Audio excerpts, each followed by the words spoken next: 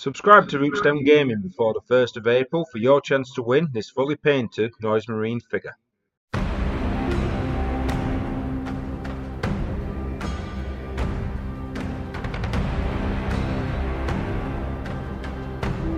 Hi guys, welcome to Rootstem Gaming. This week I'm still using the horse models, but these are a good example. What I'm doing, I'm just doing some basics for people. So when you're painting miniatures and figures, even if you're painting science fiction figures, even if you're painting fantasy battle figures, or you're painting realistic historic World War II figures, everything can have a base in real life. And I think the horse ones are quite an easy one to talk about regarding this. Horses have multiple different colours. They're not just one generic brown. They can be multiple different colours. Now when, for example, I'm doing a huge commission regarding horseback troopers. So all the horses I am painting have to look slightly different, but I'm having to do them in a batch way.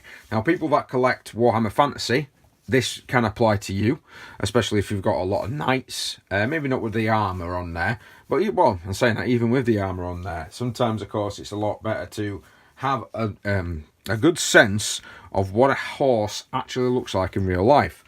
Now, horses won't be one particular colour. Some horses can be a brown, but then there'll be a brown with a black muzzle. And then after the black muzzle, they may have sort of like black going down the legs. Some have black going down the legs that then turn into white going down the legs. Some have a black muzzle with a completely pure white stripe running down their forehead. Some of the black horses will just be pure jet black. Some of them will have white patches. Some of them will be more of a mottled grey in the belly area. Doing little bits like this to your miniatures can actually change how people look at it, and it breaks it up. It definitely breaks up a squad of knights as an example, and it's definitely going to break up these figures that I'm doing here. So research can be very important to when you're painting miniatures, especially if you're stuck having an idea of, oh, what am I going to paint?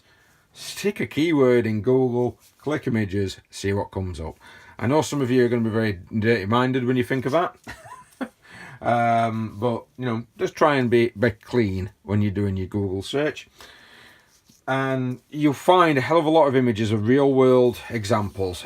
Another good use of this is when you're doing weathering.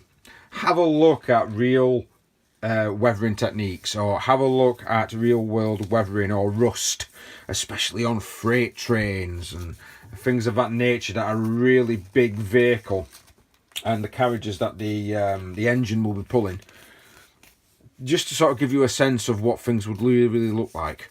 Carriages are a fantastic idea because they can show you what certain type of dirt can look like, especially, or like certain type of desert wear can look like. Try and look for historic images from World War II regarding what vehicles look like when they took a couple of shells or shots, and this will give you a good sense of how you're wanting your figures to be painted.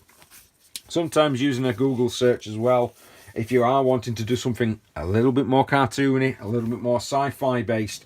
If you've got some dreadnoughts, or you've got some Infinity figures that look a bit more like battle suits, have a look at some Gundams or mechs or mecha units online. Just have a look at some mecha unit on images and see how they're doing their edging.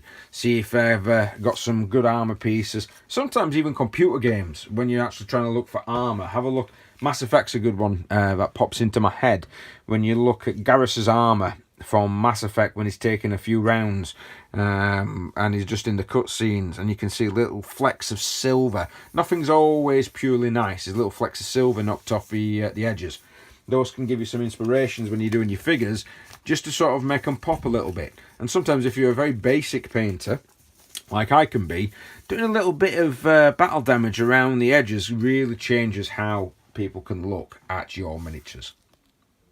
Going back to the horses, of course, I'm going to do a bit of a quick video as well regarding on something we touched upon with the other week's video. If you're watching on rootstem.co.uk, you won't have had to wait that long for that particular for those two videos. They're normally going to be coming out pretty much back to back, and we're going to be using Game Inc.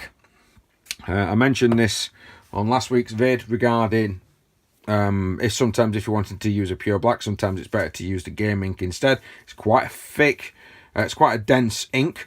We may have to go on to black, but what I'm going to be doing is painting some horses, these guys, and I'm going to be giving them a black muzzle around the face, and the feet is going to have some black fur going down as well. Again, we're just going to use the airbrush to get this effect, and when we get the airbrush to get this effect, it's just going to make the transitions look a lot nicer.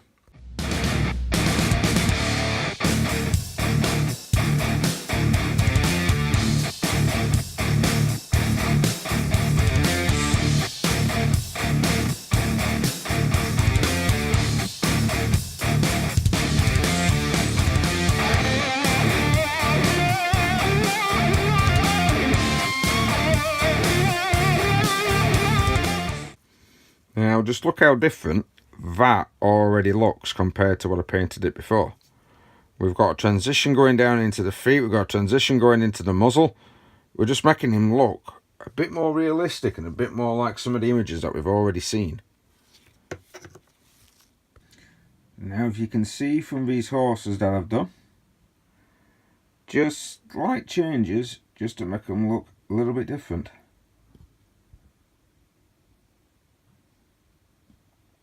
They've all got different shades of black on, so it actually makes the horse look very different to each other. These two horses, of course, are exactly the same. These two horses are exactly the same, but because I've hit them with some black ink using the airbrush, they all look slightly different. And that's just one ink. I'm going to now hit some with some white and some flesh tones, and that will change. Again, it should change all of those guys. Here's just a quick example of the white ones that have been hit. So of course there.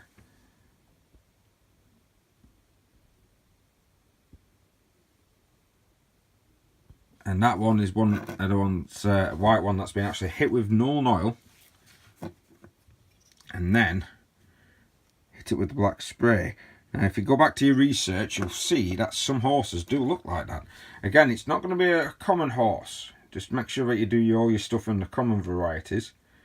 But that's completely, and all that is Nuln Oil over white with a black ink airbrushed on. And it looks completely different.